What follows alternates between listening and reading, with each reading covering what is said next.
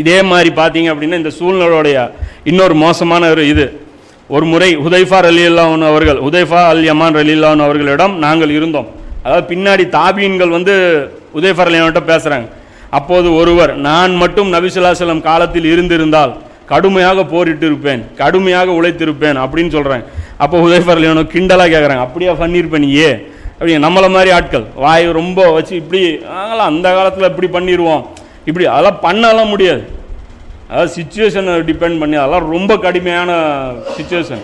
அப்போ வந்து ஹுதைஃபாதுல் ரஹ்மான் ரஸூல் அவங்க என்ன சொல்கிறாங்க அப்படின்னா, அப்படியா பண்ணியிருப்பீங்க, ஒரு சம்பவத்தை சொல்கிறேன், அதை வச்சு நீ தெரிஞ்சுக்கோ அப்படிங்கிறாங்க.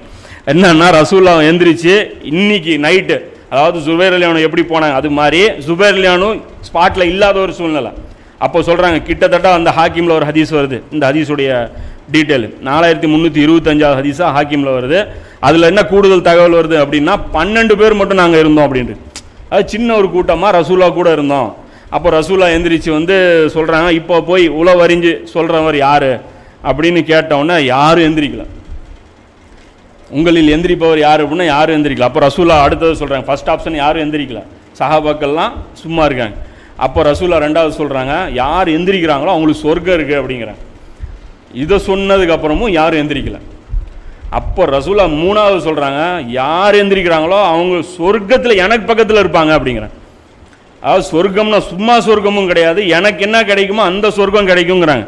அப்பவும் யாரும் எந்திரிக்கல. அதுக்கப்புறம் ரசூல்லா வேறு வழி இல்லாமல் ஹுதைஃபா எந்திரி அப்படின்றாங்க. ஹுதைஃபா அவருக்கு அப்போ இவர் எந்திரிக்கல அப்படின்னா இவர் காஃபிராக போயிடுவார். ஏன்னா ரசூல்லா கட்டுப்படல அப்படிங்கும்போது இந்த இடத்துல இவர் என்ன ஆயிடுவார், காஃபிராகிடுவார். வேறு வழி இல்லாமல் என் பேரை சொல்லிட்டாங்கங்கிறதுக்காக நான் எந்திரிச்சேன் அப்படின்னு சொல்லி எந்திரிச்சு அவர் போகிறார். அப்போ வந்து சொல்கிறாங்க, கடும் குளிர், அதாவது மைனஸ் டெம்பரேச்சர் இருந்தது, என்னால் தாங்க முடியல, நான் ரசூல்லாவுடைய பேச்சுக்கு மரியாதை கொடுக்கல அப்படின்லாம் நீங்கள் நினச்சிடாதீங்க, குளிர்னால என்னால் எந்திரிக்கவே முடியாத ஒரு சூழ்நிலை இருந்துச்சு அப்படின்னு சொல்லிட்டு அவர் சொல்லிவிட்டு எந்திரிக்கிறாங்க. அப்போ ரசூலா அவரை பிடிச்சி போயிட்டு வா அப்படின்னு சொல்லி அனுப்புகிறாங்க. அனுப்பும்போது சொல்கிறாங்க, அங்கே இருக்கிற மக்களை வந்து என்னை நோக்கி நீ வந்து டிசைட் பண்ணி விட்டுறாத அப்படின்னு சொல்லி சொல்கிறாங்க. அப்போ இந்த நேரத்தில் வந்து ரசூலா என்ன பண்ணுறாங்க அப்படின்னா அனுப்புகிறாங்க இல்லையா, அனுப்பும்போது இவர் சொல்கிறாரு, அது வரைக்கும் குளிர் பயங்கரமாக இருந்துச்சு, ரசூலா என்னை தொட்டு அப்படி விட்ட உடனே எனக்கு அப்படியே குளிர் போயிருச்சு உடம்புல. அதாவது ரசூலா இதை சொல்லலை, குளிர் போயிடும் எந்திரிங்கன்னு சொல்லலை, எந்திரிங்கன்னு நாங்கள் அதான் அல்லாவுடைய இது, அல்லா டெஸ்ட்டு வைப்பான், அதுக்கப்புறம் தான் உதவி செய்வோம். அதுக்கப்புறம் வந்து பார்த்தீங்கன்னா இவர் நார்மல் டெம்பரேச்சர் கண்டிஷனில் இவர் எந்திரிச்சு போகிறாரு. இவருக்கு மட்டும் உடம்பு குளிரே உரைக்கல, நேராக போகிறாரு, இந்த இதை தாண்டுறாரு, அகலை தாண்டுறாரு. தாண்டி அங்கே போய் பார்க்கும்போது உளவு பார்க்குறாரு, அங்கே போய் உட்கார்றாரு. உட்காரும்போது என்ன பண்ணுறாங்கன்னா கடுமையான புயல் வீச ஆரம்பிச்சிருது. அதாவது அந்த அல்லாவுடைய உதவி, இந்த போர் முடிகிற அந்த நேரம் வந்துடுது.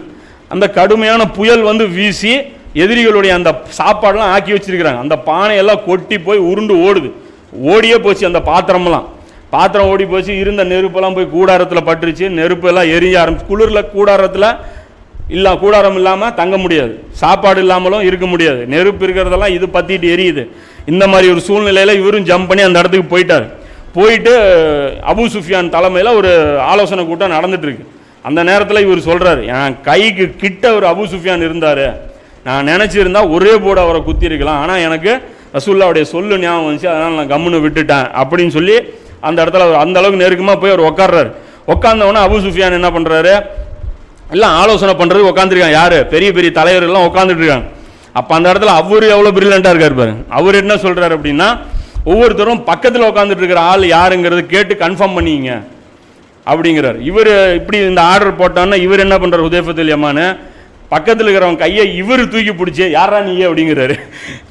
அவன் கேட்டானா பிரச்சனை இல்லை, யாரா நீன்னொன்னா அவன் வந்து பதறி போய் பேரை சொல்கிறான். பேரை சொன்னோன்னா சரி சரி உக்காரு அப்படின்றாரு. அவன் இருட்டில் வந்து தெரியாமல் அந்த மாதிரி ஒரு இது ஆயிடுது. அப்போ அவர் என்ன பண்ணுறாரு, இவர் பார்த்துட்டு அவங்கெல்லாம் பேசுகிறாங்க. அவர் என்ன சொல்கிறாரு, அப்புறம் அபு சுஃபியான் சொல்கிறாரு, நிலைமை சரியில்லை, இப்போ நிற்க முடியாது, நாம் கிளம்பிடலாம், நாம் வந்து இப்போ இருந்தோம் அப்படின்னா மாட்டிக்குவோம், இப்போ இருக்கிற கண்டிஷனில் நாம் இனியும் இங்கே இருப்பதில் அர்த்தம் இல்லை, குதிரைகளும் செத்து விட்டன, பனு குரைலாவும் என்ன ஆகிப்போச்சு அதான் இந்த ஒரு சம்பவம் பின்னாடி சொல்கிறோம். அந்த பனு குரைலாவிட்ட அவங்க உதவி கேட்டிருந்தாங்கல்ல, அது ஒரு ஸ்டோரி நடக்குது. மேலும் இந்த சூறாவளி காற்று என்ன ஆயிடுச்சு அப்படின்னா நமக்கு தொல்லை கொடுத்துட்டு இருக்குது, அப்புறம் உணவெல்லாம் வந்து கொட்டி விட்டது, பாத்திரங்களும் ஓடிருச்சு, அப்போ கூடாரங்களும் வந்து பிரிஞ்சிருச்சு, நான் வந்து இனி இருக்க போகிறதில்ல, நீங்கள் எல்லாம் சண்டை போடுறதுன்னா போட்டுக்கோங்க அப்படின்னு சொல்லிட்டு இவர் எந்திரிச்சு கிளம்புறாரு. எந்த அளவுக்கு டவுசராக கிளம்புறாரு அப்படின்னா, ஒட்டகம் கட்டிப்பட்டிருக்கு. எந்திரிச்சு அதில் உட்காந்துட்டு போகலாம் வா அப்படிங்கிறாரு. அது ஒட்டகம் கட்டப்பட்டிருக்கு, டபக்குன்னு கீழே தள்ளி விடுது. மறுபடியும் 3 வாட்டி அது தள்ளி விடுது. பயந்து போய் கிளம்பி போகிறாங்க ஒரே அடியில். அப்போ அந்த மாதிரி வந்து அந்த சம்பவம் நடக்குது. இது முடிஞ்சவொன்னே ரசூல்லாட்ட நேராக அவர் வர்றாரு. வந்து பார்க்குற ரசூல்லா தொழுதுட்டு இருக்காங்க. நேராக ரசூல்லாவுடைய போர்வை போத்திட்டு ரசூல்லா தொழுதுட்டு இருக்காங்க. அந்த போர்வையில் போய் ரசூல்லா கூப்பிட்றாங்க, தொழுவிலே வா அப்படிங்கிறாங்க. கூப்பிட்டு அந்த போர்வையை உதைஃபத்துல் யமான் ரலியல்லாஹு அவங்களுடைய இதில் போடுறாங்க. இவரும் அந்தஸ்து சாதாரண நாள் கிடையாது. ரசூல்லா கூட சொர்க்கத்தில் நாளைக்கு இருக்க போகிறாரு. உதைஃபத்துல் யமான் இவர் வந்து ரசூல்லாவுடைய அந்தரங்க, அதாவது இந்த என்ன சொல்கிறது, இந்த ரகசிய காப்பாளர். இவருக்கு வந்து ஒரு மிகப்பெரிய ஒரு பட்டம் வந்து அல்ல ரசூல்லா கொடுக்குறாங்க. அவர் பின்னாடி இவர் தபுக் போகிற டைமில் தான் இந்த பட்டம் அவருக்கு கிடைக்குது. அந்த மாதிரி ஒரு வேலை இவர் பண்ணுறாரு. அது தபுக் போர் இன்ஷா அல்லாஹ் வரும்போது பார்ப்போம்.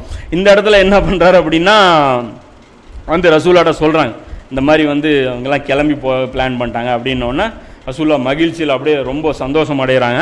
அப்புறம் வந்து காலை வரைக்கும் நான் தூங்கினேன். காலையில் ரசூல்லா என்னை கிண்டலா தூங்கு மூஞ்சி எந்திரி அப்படின்னு சொல்லி என்னை எழுப்பி விட்டாங்க அப்படிங்கிற இந்த செய்தி முஸ்னத் அஹமதில் பார்த்தீங்கன்னா 23,723, ஹாக்கிமில் 4,325, அப்புறம் முஸ்லீமில் 3,662. ஆனால் முஸ்லீமில் இவ்வளோ டீட்டெயில் இல்லை. இது அஹமதில் தான் இவ்வளோ டீட்டெயில் இருக்குது, முஸ்லீமில் இது இல்லை.